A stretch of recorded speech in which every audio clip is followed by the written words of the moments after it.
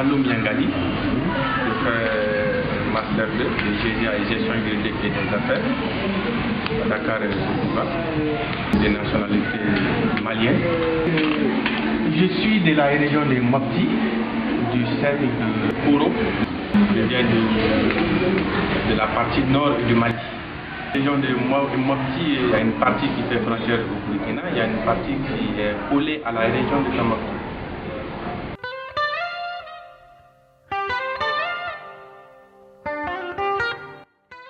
La première révolte d'abord au Mali, c'était en 1962. En 1962, il y a eu des rébellions Touareg qui réclamaient l'indépendance du nord du Mali. Il y a eu des affrontements, mais après, il y a eu un accord. Ils ont signé des accords de paix. Puisque la zone elle est très très vaste, le Mali seul n'a pas le pouvoir de contrôler les zones là. Mais à chaque fois, nous avons constaté des révoltes. C'est-à-dire qu'il y a des poignées d'hommes qui se révoltent. Ils demandaient l'indépendance. Donc ce qui faisait que l'armée malienne ne pouvait pas à 100% contrôler la partie. Qu'est-ce qui s'est passé? Au début, lorsqu'on nous a signalé de la présence des djihadistes dans le nord du Mali, à l'époque, le président ATT, Amadou Toumani Touré, le général Amadou Toumani Touré ATT, il disait que non, ce n'est pas un problème d'un seul pays. Qu'il a demandé l'aide, en tout cas des présidents de la sous-région, pour sécuriser la zone là. Les présidents n'ont rien dit.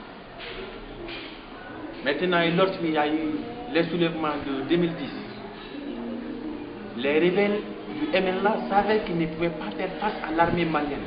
Ils étaient inférieurs, ni aussi que par armement aussi. Il est arrivé des Libyens, des djihadistes libyens, et surtout, ils étaient très bien armés et bien équipés. C'était des groupes dotés en tout cas d'armements puissants et très très sophistiqués, les armes de dernier cri. Voilà ce qui a un peu donné de l'élan à la crise malienne. Voilà ceux qui ont permis vite, en tout cas, la tombée des trois grandes villes du Mali. Et ce qu'il faut signaler aussi à l'époque, l'armée malienne n'était pas très bien équipée. On ne pouvait pas dire à quelqu'un on ne pouvait pas donner en tout cas du Kalachnikov à quelqu'un sans lui donner des balles et faire la guerre à quelqu'un qui a des armes de dernier cri.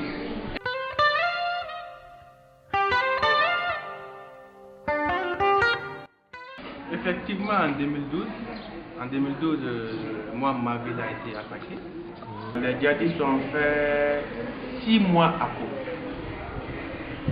6 mois. 6 mois. Parce que Koro était une zone isolée.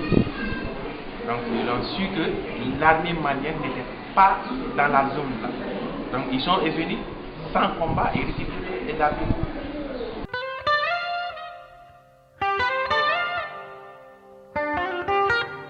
Moi, je faisais la navette entre la capitale Bamako et Koro.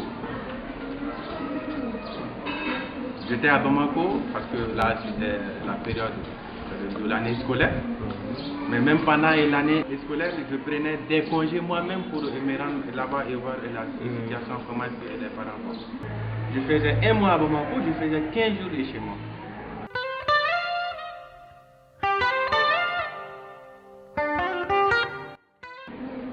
Comme toute personne, je dirais que nous l'avons vécu avec la peur, avec la terreur petit.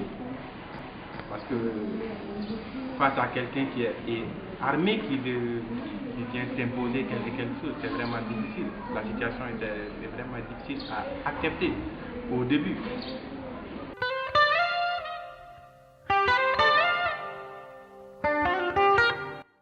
Au début, les troupes françaises en tout cas étaient applaudies à leur arrivée parce qu'ils sont venus libérer la population de la charia et de la violation des djihadistes. Ils étaient vraiment applaudis. On leur a accueillis à bras ouverts. c'était pour nous et des sauveurs.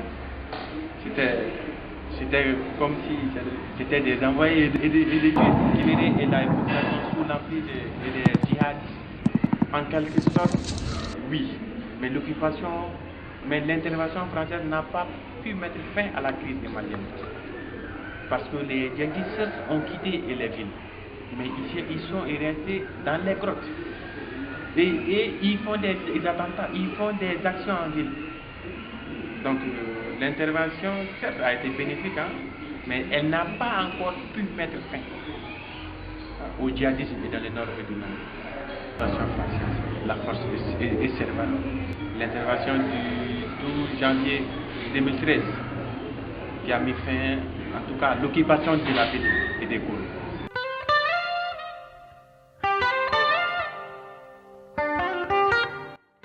L'objectif de ces djihadistes, c'était d'abord d'avoir une zone où ils pouvaient transiter de la drogue très facilement, sous la couverture de l'islam.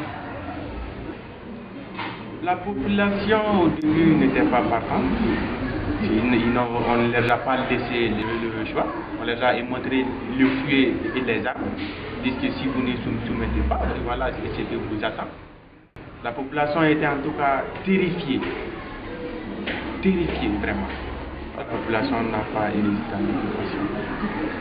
Non. Même pas au refus. La population s'est soumise.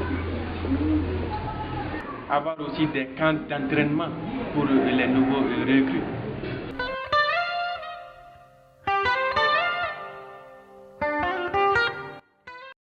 La charia, c'est la loi islamique, c'est la loi divine. Ils voulaient appliquer la loi est divine alors qu'eux-mêmes, ils ne dégageaient pas la bonne image pour quelqu'un qui va appliquer, en tout cas, et la loi est divine.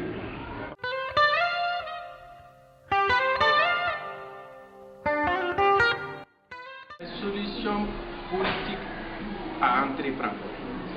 Moi, je dirais plutôt les mécanismes de réconciliation nationale. Il faut aussi instaurer le dialogue politique. Puisque c'est une question politique, il faut une solution politique aussi. Il faut instaurer le dialogue politique. Il ne faut pas laisser les Touaregs dans le désert et dire que oui, monsieur, venez au table de négociation et se cache derrière et quelqu'un dit que non, moi je ne vais pas y venir. Non, il faut instaurer un dialogue politique. Aujourd'hui au Mali, pour que le Mali puisse retrouver la paix, il faut instaurer le dialogue politique. Il faut que le gouvernement s'engage au développement des régions du Nord et du Sud. Ces populations souffrent. Certes, il y a eu la rébellion, mais ces populations souffrent. La vie dans le nord du Mali est très très dure. On a l'impression que la partie elle est délaissée par le gouvernement. Vu la révolte de 1994. Mais après, après le gouvernement a procédé à la construction des hôpitaux et des écoles. Mais le manque d'eau, la vie est très pénible là-bas. Moi, je pense que pour instaurer la paix, pour que le Mali puisse retrouver la paix, il faut un dialogue politique. Il faut s'asseoir autour du même table et parler des vrais problèmes de ces régions nord du Mali. Sans l'assistance d'un étranger. De ne pas partir à Algérie, non. Ne partez pas au Burkina, non. Venez à Bamako et en discuter. Moi, je pense qu'aujourd'hui, je crois et fermement aussi que nous pourrons relever ces défis.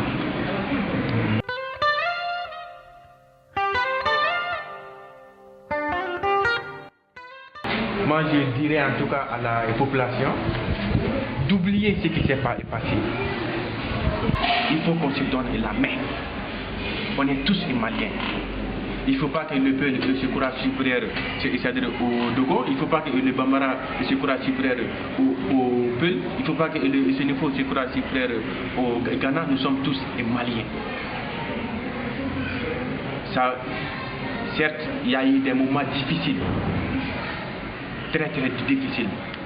Mais je pense que Nous sommes tous Maliens, il faut qu'on se glorifie et de ça. Le Mali qu'on nous a légué. Essayons de revoir un peu en arrière. Est-ce que si c'est le même Mali? Non. Parce qu'il y a eu des querelles un peu partout. On ne sait pas y compris. J'appelle en tout cas à la communion, à la compréhension et surtout au pourparlers. C'est une crise et surtout il faut faire énormément attention si c'est des crises qui sont basées sur des questions relativement ethniques. Parce qu'un jour, ça pourrait tout tomber sur ma famille et ça pourrait tomber sur la famille et des institutions aussi et les conséquences. Aujourd'hui, ce qu'il faut faire, ce que nous demandons à la population du Nord, d'abord, c'est le désarmement, le cantonnement et le pardon. Voilà les trois lignes que moi je suivrai en tout cas pour le mécanisme de réconciliation nationale au Mali. Le pardon, le cantonnement et des anciens combattants, et l'air et désarmement. Et surtout, il ne faut pas qu'il y ait une circulation, c'est-à-dire en tout cas débordante et des armes.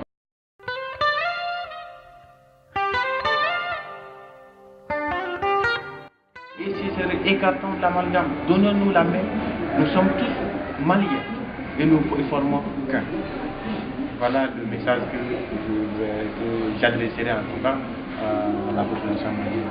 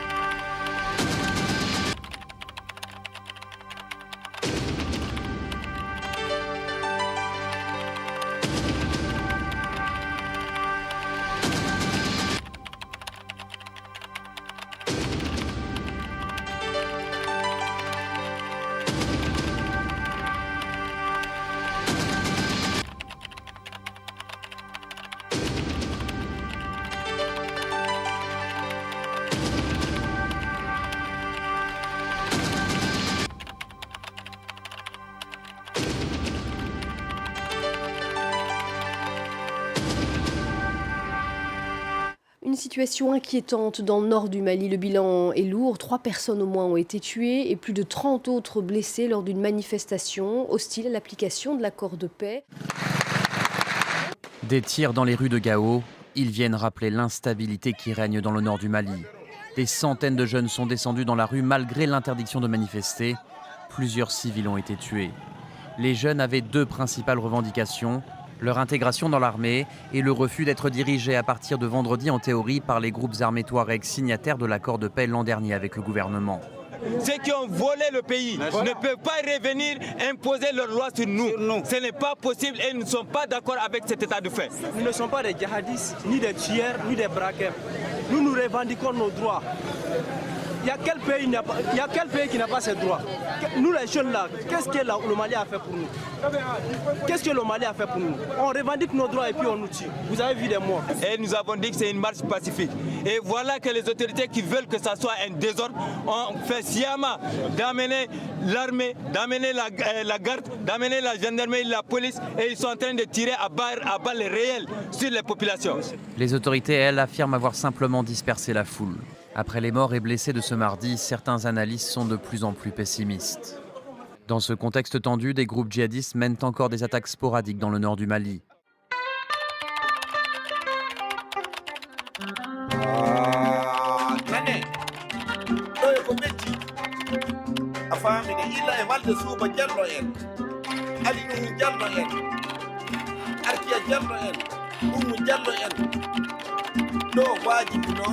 Mimi kitina no ko woni e aduna ro am ketina